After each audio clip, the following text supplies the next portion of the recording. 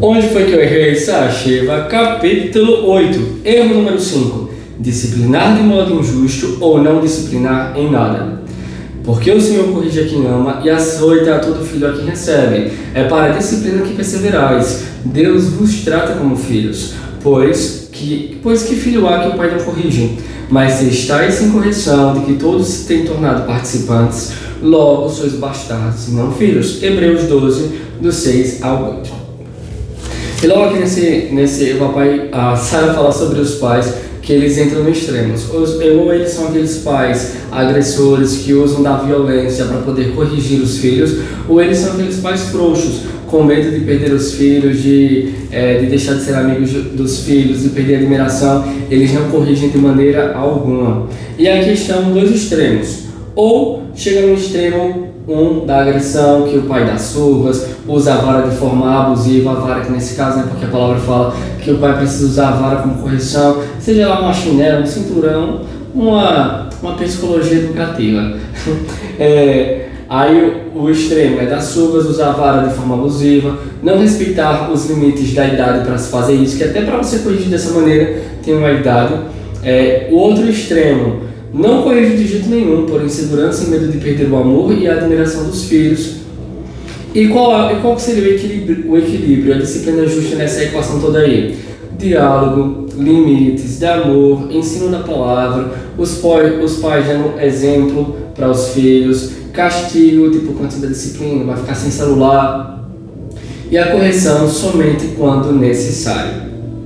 A vara da correção, como a Bíblia denomina a correção física em Provérbios 22:15, precisa ser utilizada somente quando necessário mesmo, quando já houve diálogo com a criança, já foi chamado 1 ou 2 vezes a atenção, já foi colocado no local do castigo e ainda assim não surtiu nenhum efeito. Então é quando você pega, no momento que você não está com raiva, não está tomado pela ira, que você vai, senta com sua criança, você explica para ela que ela vai levar uma chinelada, uma cinturada, seja lá o que for, e por qual motivo isso vai acontecer. Você não vai estar no momento da raiva, no ataque de raiva, e você vai fazer isso de forma consciente, também deixando a sua criança consciente do porquê que está fazendo isso.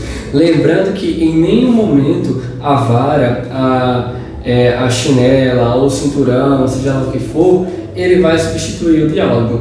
O diálogo sempre tem que estar em primeiro lugar no seu relacionamento com o seu filho.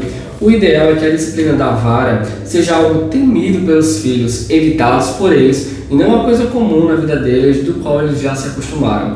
A criança que apanha o tempo todo perde o medo de apanhar, perde o temor da correção e se torna sem vergonha. Torna-se aquela criança na qual você pode bater à vontade, que ela está nem aí, que ela não muda mais. Os pais precisam entender que não é a agressão física que muda a criança, mas sim o relacionamento. Dialogar exige dos pais muito mais esforço do que apenas estar lá usando a vara. Por isso, muitos pais, os mais preguiçosos, preferem bater a criança a dialogar com ela, porque não tem paciência para o diálogo. Outro motivo pelo qual os pais ultrapassam seus limites com a vara é que eles se sentem ofendidos pelo simples fato do filho lhe pedir limites, pois às vezes os filhos provocam os pais, irritando mesmo, testando e pedindo para apanhar. E tudo isso faz parte do pacote, vem de brinde quando você tem filhos. Não tem como ter aquela exceção toda. O seu filho, assim como você, vai ter um plantinho, que nem a gente diz por aqui. Por isso temos de ter paciência e amor. É nessa hora, na hora de impor limites, na hora de corrigi-los, que surge a oportunidade de estabelecer aliança entre pais e filhos. O problema é que muitos pais parecem não se importar, parecem até mesmo gostar de bater. Muitas vezes foi a maneira como aprendeu e agora como está repassando essa tradição, essa é a palavra. Na adolescência, ela fala aqui que outro detalhe que é preciso ser observado, que até essa correção que você dá com a vara, de chinela, cinturão, tem uma idade. Você não pode estar batendo no seu adolescente, porque agora aquilo que era para uma correção, agora tem um efeito contrário. Porque enquanto criança, a criança vai, por exemplo, a criança se apanha da mãe e vai para os braços da mãe para pedir consolo. Só que quando a criança está virando adolescente, ela já começa a guardar. E aquilo que poderia ser apenas uma correção simples na cabeça da criança, do adolescente, é uma agressão, uma vergonha e traz um efeito contrário e negativo. Por isso que é necessário muita sabedoria.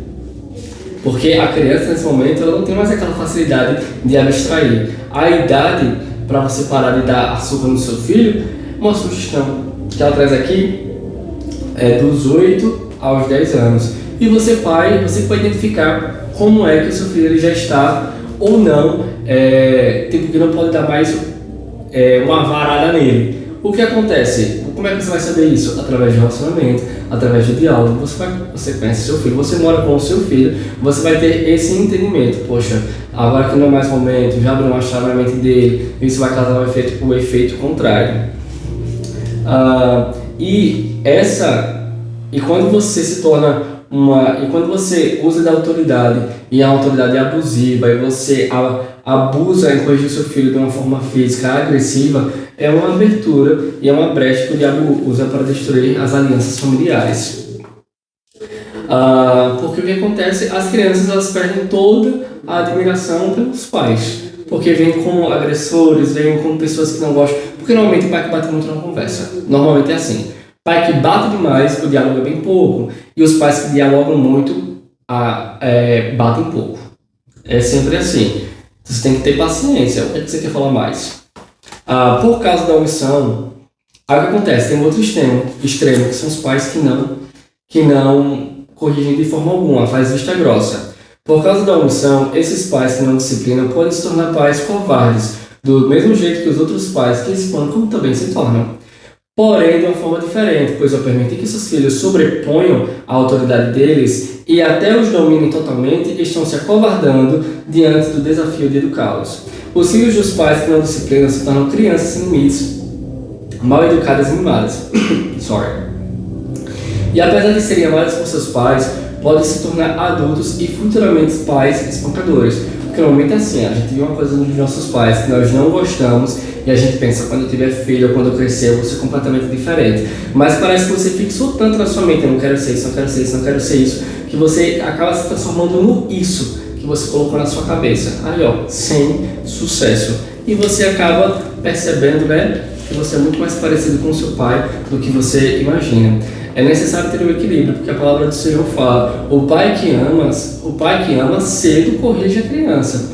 Então você precisa corrigir os seus filhos com equilíbrio, como disse no outro, analisar os erros anteriores, nos outros capítulos, não ter uma vida dupla, ser coerente naquilo que faz, porque aí o seu filho ele vai aprendendo também, e a sua vida como pai e a vida dele como filho vai se tornando cada vez mais unida e mais fácil. E é isso aí, pessoal, vamos lá, #só sucesso, valeu, partilha.